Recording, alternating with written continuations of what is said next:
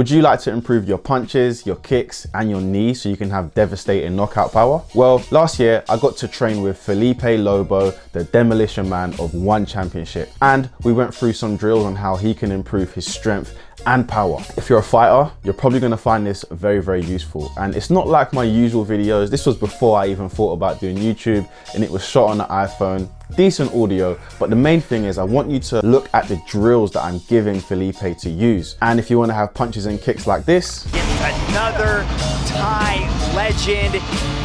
Here he is, beautiful jab. Again, he's just a little bit faster. He was just one step ahead of the chess game here against Rodlek.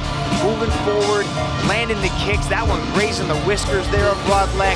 He utilized that right kick well. The jab was on point. Then I would watch all the way to the end of the video because I have something for you. So what I kind of demonstrate is sort of like a upper body sort of explosive kind of workout. So we're going to use the bench press. It's light, but let's imagine we had a lot more on the bar. And we're going to go for quite a low volume but high load exercise with a bench press. So with an athlete, you might do maybe only a set of 3 or 4 reps. And we're going to pair that with an explosive movement. We're going to pair that with some explosive push-ups. Basically, we're using a heavy load, and then we're going to go straight into more of an explosive movement. And that's going to help us create that power without biasing the exercise to building muscle mass, which is what we don't want. Just give me 4 reps. 4 reps. Yeah. And I want you to control it all the way down to the chest and explode up, okay?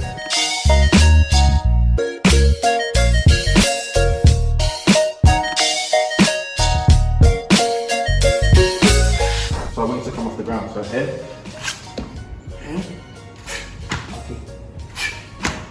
Yeah. Give me 10, 2, 3, good.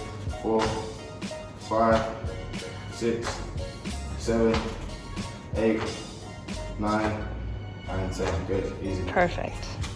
And one thing to add to that as well is when we're doing exercises that are more like plyometric based, actually you want to keep the reps nice and low because fatigue is the enemy of power, right? So what that means is, how can I train power if I'm getting tired?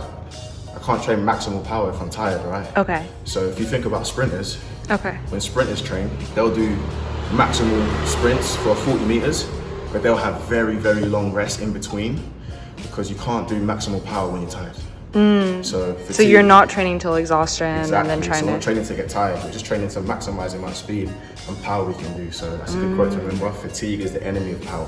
Obviously, when it comes to fighting, what a lot of Muay Thai fighters do, knee, right?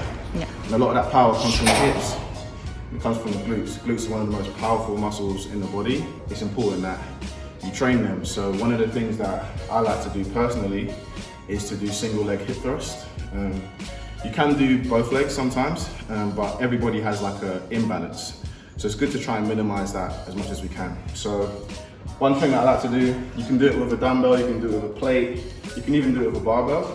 It's some single leg hip thrust. So I'm training that glute. You've got to think about when you're fighting and you're driving that knee into someone's stomach, trying to cause maximum damage. You want to be powerful, you want to be strong as you're doing it. So quick demo, what we'll do here. Yeah, so put it on the hip. So I want you to go right leg down. So left leg up, yeah. So here, try and sink your hips. And then nice, exactly, there we go. Good, keep that back on the bench. And then drive the hips up, there we go. So for something like this, maybe we'll go probably 8 reps, so we won't do too much. And over time, we can increase the amount of weight we do for something like this. And then as we're done, I will pair this with some type of explosive movement. For this example, we'll just go with a single leg box jump. Good, so now the challenge for you is to try and do that again, but a little bit light, but try and land light. So you want to come up, you want to try and land nice and light as much as you can. But the difference to make it better is I want my whole foot in the box, but try and land nice and light. Better, better. Better. And if you do struggle with something like that, just go lower, get a lower box. But let's try one more time. Good, get in there, good.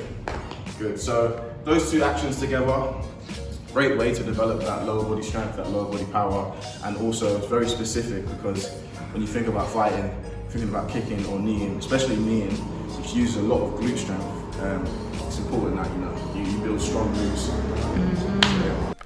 I hope you found that video useful, man. You can incorporate all of those drills into your own strength and conditioning program to strengthen your hips, your glutes, and have more power in your punches as well. Big shout out to Felipe Lobo. Thank you and good luck in One Championship this year. Also, big shout out to Revolution Gym in Phuket, Thailand. Honestly, one of the best gyms I've ever been to. They were so accommodating as a beginner in Muay Thai. They showed me love. They showed me how to do everything. They helped me improve my game and gave me a bit of a bug to improve my Muay Thai skills. If you're looking for a gym in Thailand, that's what I recommend. But like I said, I do have a gift for you. So if you are interested in improving your overall fitness and your strength and conditioning, I do have a 2-week 6-pack guide, and this guide does incorporate strength and conditioning within it. It's completely free. It's within the description.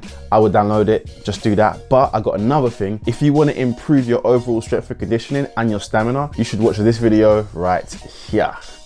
Peace.